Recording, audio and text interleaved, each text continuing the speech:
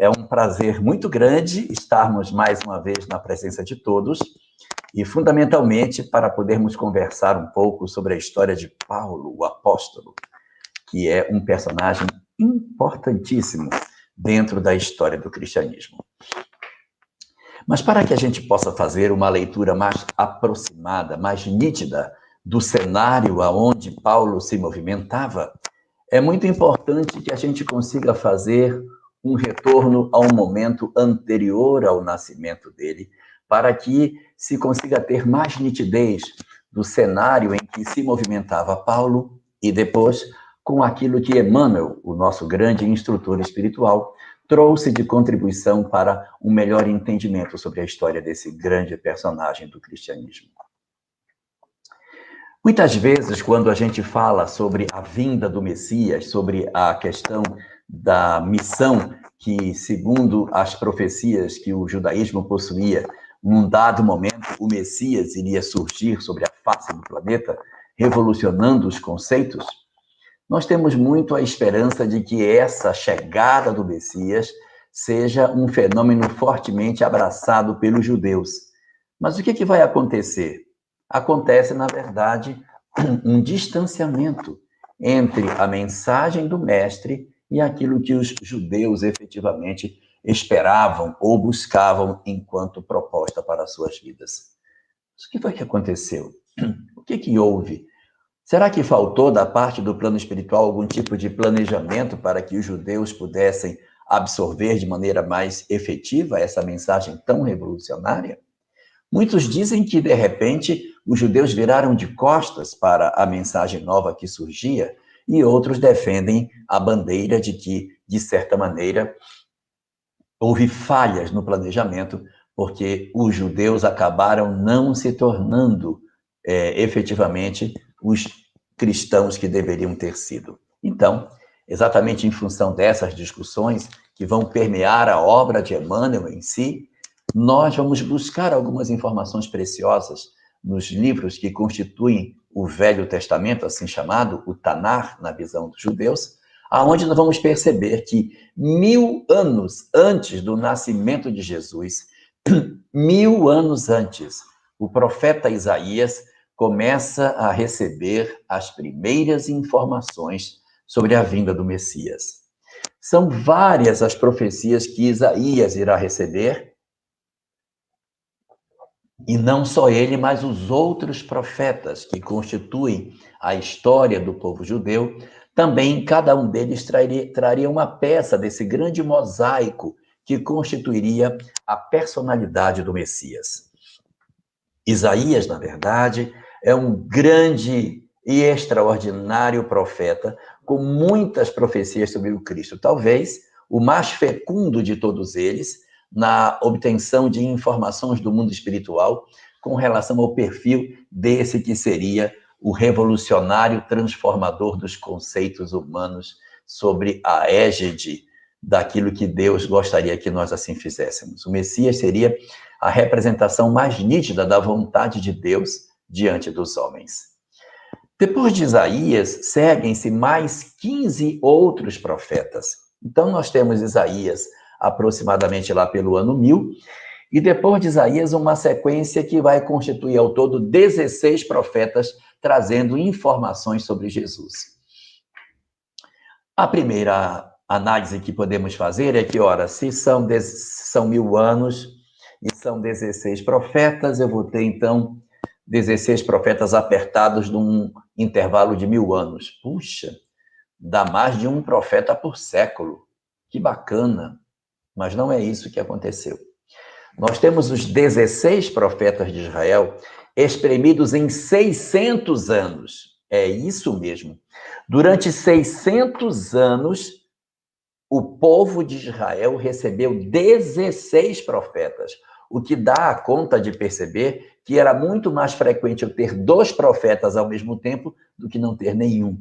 Então, eles vieram de maneira muito efetiva, muito efusiva, durante esses 600 anos que constituíram a base da estrutura do pensamento profético de Israel, com as várias profecias sobre o Messias. E há uma coisa muito curiosa. 430 anos antes do nascimento de Jesus, param as profecias. Existe um silêncio no mundo espiritual. Nenhum profeta mais aparece depois de Malaquias. Nós vamos ter um profeta atrás do outro, um profeta atrás do outro, e de repente Malaquias desencarna e não vem mais nada. Durante 4 séculos seguidos, Israel não tem nem um profeta, nenhum homem que pudesse ter uma conexão mais efetiva com o mundo espiritual. É, de certa maneira, um processo de muita angústia para o povo judeu, porque eles estavam acostumados a ter uma relação bastante estreita com o mundo espiritual. E de uma hora para outra, simplesmente, o mundo espiritual faz silêncio. Acabam-se as comunicações, como se, por exemplo, dentro do movimento espírita, todas as mesas mediúnicas silenciassem durante 400 anos. Já imaginou? Nós ficarmos 4 séculos sem uma comunicação? Foi exatamente isso que aconteceu com o povo de Israel. E podemos dizer, nossa, então, mas o que foi que aconteceu? Esse era o planejamento mesmo. O planejamento era que eles ficassem sem profetas. Por quê? Por que esse povo ficou sem profeta? Para que eles ficassem ávidos por uma mensagem, secos por alguém que pudesse trazer alguma coisa, sedentos, como se você tivesse sede e não tivesse o que beber. Então, eles ficaram durante 400 anos esperando por uma mensagem nova. Geração após geração, ele vai chegar, o Messias vem, o Messias vem. A avidez para que isso acontecesse. E durante esses 400 anos, por conta exatamente da ausência de profetas, os rabinos, que são não necessariamente médios, mas são estudiosos do judaísmo, os rabinos começaram a se colocar na condição de mentores do povo. Já que não tem um profeta para guiar a população, nós vamos fazer esse papel. Então, os grandes sábios do judaísmo, os grandes estudiosos, começaram a se organizar para que eles dessem a diretriz religiosa para o povo. Nesse período, o Sinédrio, que era o local onde se reuniam os grandes rabinos, passa a ter uma relevância muito grande. Até então, o Sinédrio funcionava só como um tribunal de julgamento, mas ele não dava, na verdade, as diretrizes filosóficas da condução do povo. Nesses 400 anos de silêncio, o próprio Sinédrio diz, olha, não tem nenhum profeta, nós vamos ter que assumir essa responsabilidade e puxar para a gente. Nós vamos ter que eleger entre nós o presidente do Sinédrio e o que esse presidente disser, nós vamos ter que acatar como referência até a eleição de um outro e assim nós vamos seguindo para que a gente possa ter uma liderança. Nós somos carentes de liderança religiosa. Assim foi feito. Nesses 4 séculos, houve exatamente esse mecanismo para garantir a unidade do pensamento judaico. O Sinédrio escolhia seu presidente e seu vice-presidente, e esses dois, sendo que o presidente era o mais relevante, assumia o papel de dar a diretriz, o ordenamento lógico e filosófico do judaísmo durante aquele tempo. Então, nesses 400 anos, muitos rabinos extraordinários surgiram. Mas foi na sequência desses vários rabinos que nós tivemos, no século II, antes do nascimento de Jesus, portanto, 200 anos aproximadamente antes de que o Cristo surgisse, aparece em Israel um rabino extraordinário.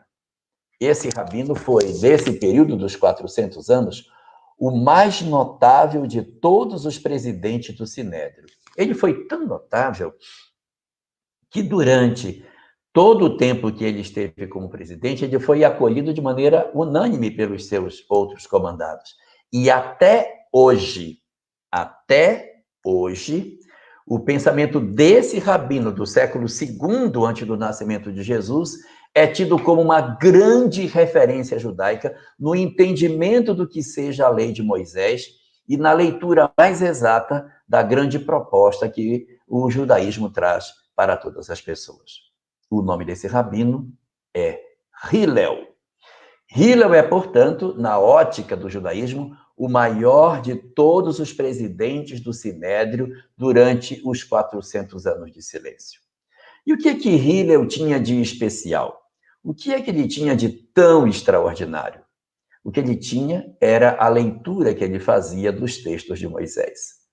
Hillel, debruçado sobre os textos, chegou à seguinte conclusão: que tudo aquilo que estava posto no texto, que tudo aquilo que estava escrito sobre a lei de Moisés, poderia ser resumido num único versículo que estava lá dentro. O versículo era: amarás o teu próximo como a ti mesmo. Segundo Hillel, essa era a frase mais importante para nortear a conduta do homem diante dos outros homens.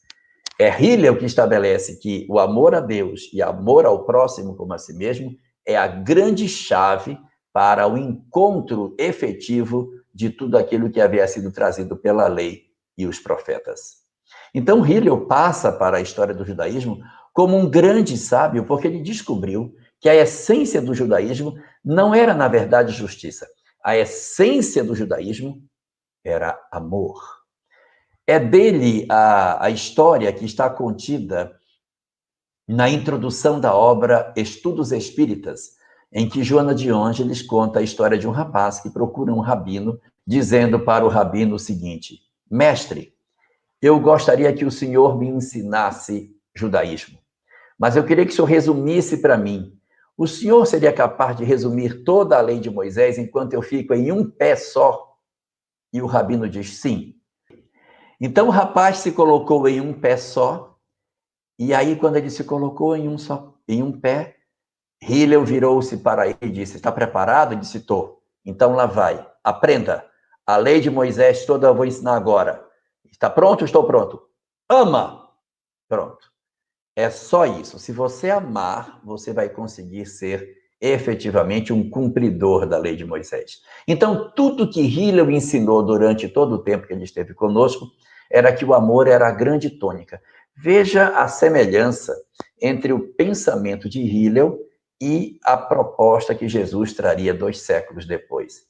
Ele serviria como uma espécie de precursor da mensagem cristã dentro da própria estrutura do judaísmo.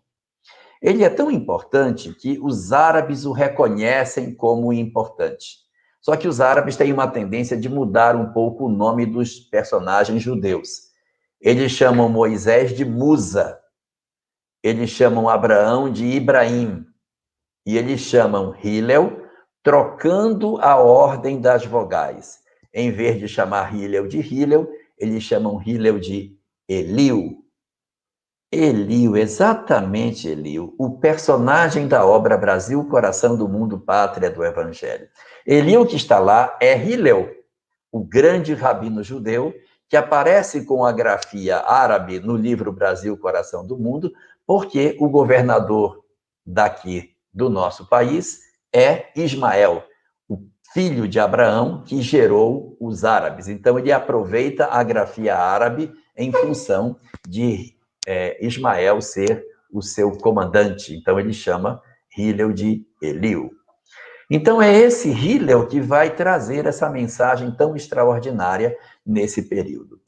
Quando Hillel começou a ficar mais velho, ele começou a ficar muito preocupado, porque ele não encontrava entre os rabinos de seu tempo ninguém que pudesse abraçar a ideia que ele havia trazido e dar continuidade a seu pensamento.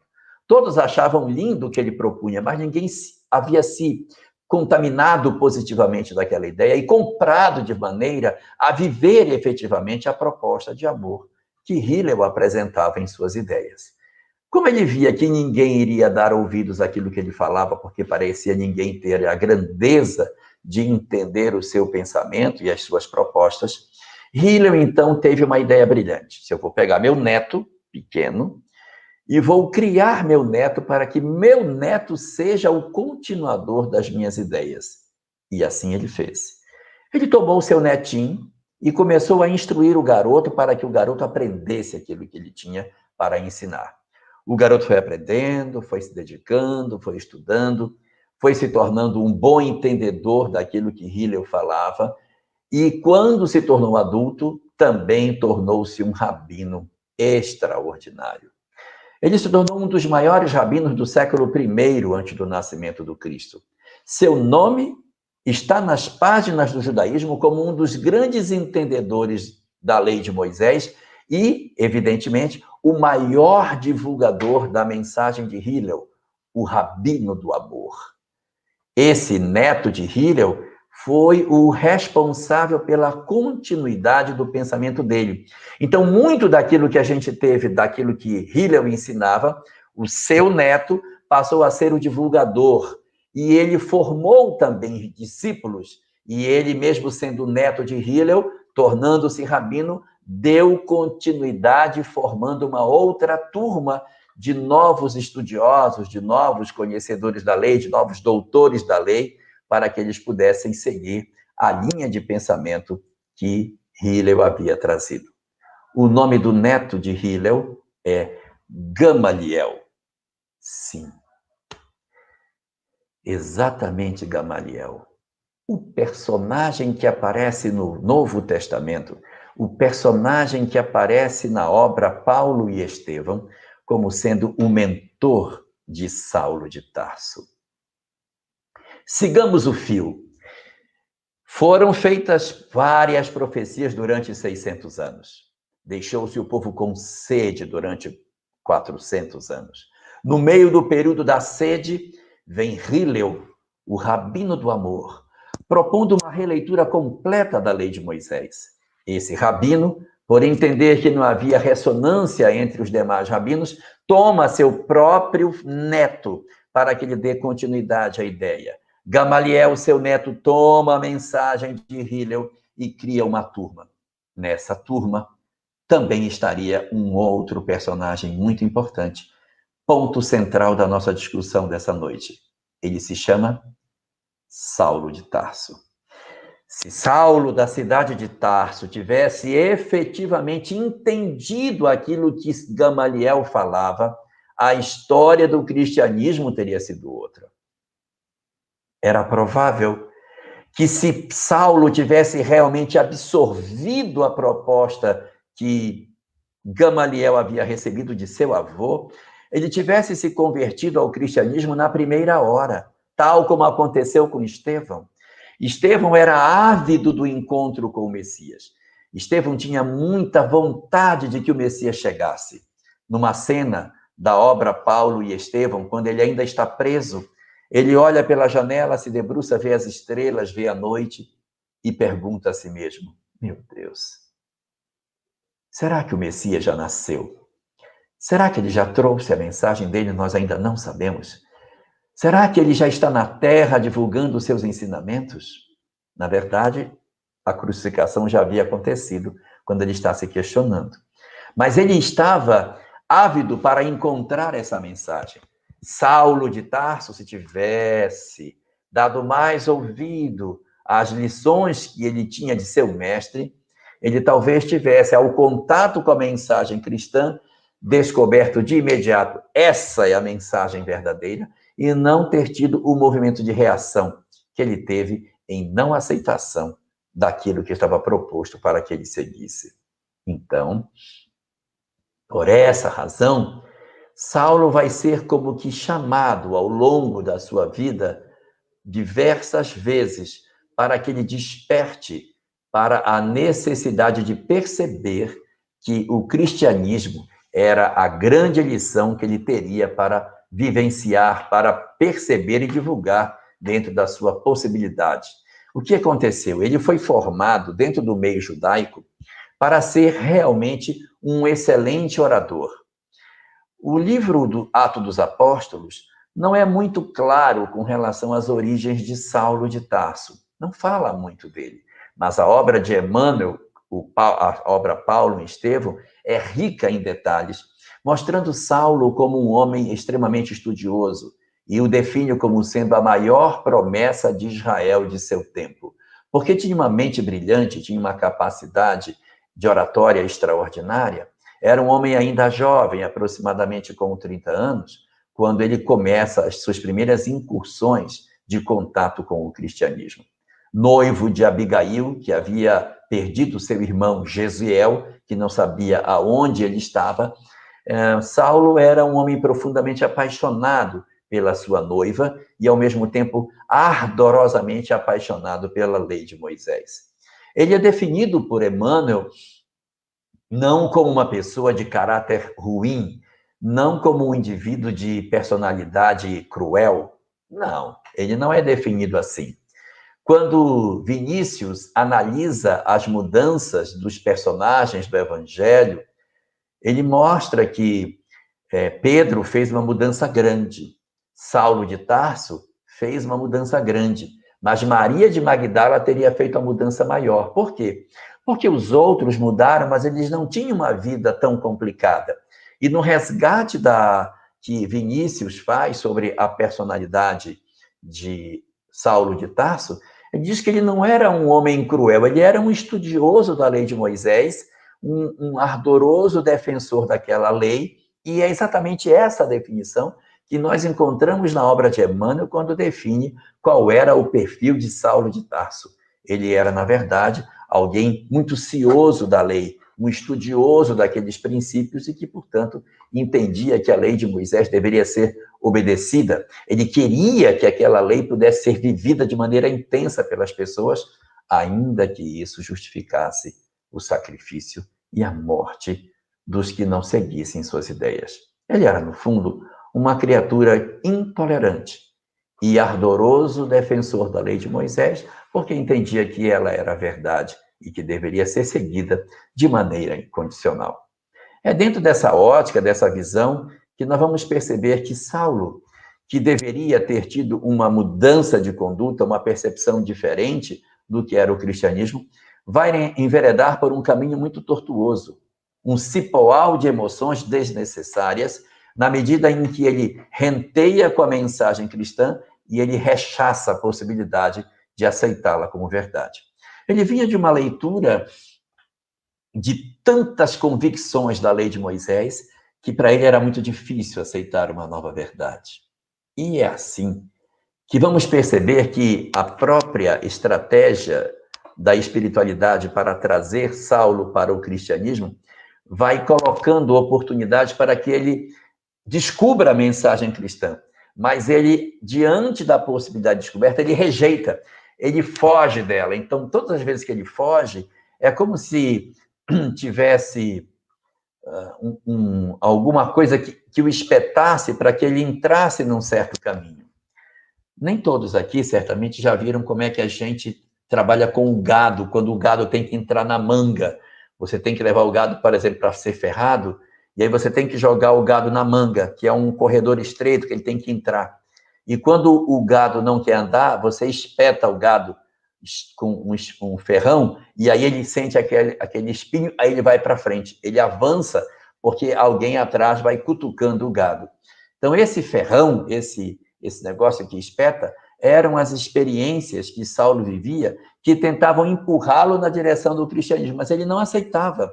As experiências vinham, ele poderia ter aceitado essas mensagens como se elas fossem sinalizadores da sua mudança, mas ele rejeita tudo isso. Então, na verdade, ele reage a esses espinhos que vão aparecendo, que, numa linguagem mais bíblica, em vez de espinhos, é chamado de aguilhão. O aguilhão é todo tipo de coisa que nos espeta, que nos empurra para que a gente faça algum movimento. Na verdade, no Novo Testamento, esses chamados aguilhões, esses espinhos, eles não são apresentados de maneira muito nítida. Mas a obra de Emmanuel, Paulo e Estevão, nos permite perceber, nesse processo de reflexão de Saulo até a sua conversão, que ele experimenta 7 aguilhões diferentes. Eu disse 7.